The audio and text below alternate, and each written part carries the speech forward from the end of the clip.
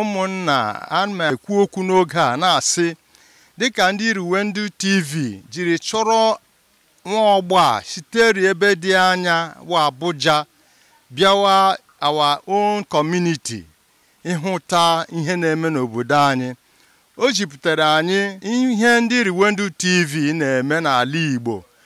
We got to the remotest area ịchọpụta ihe na-aga n'obodo anyị dị iche iche.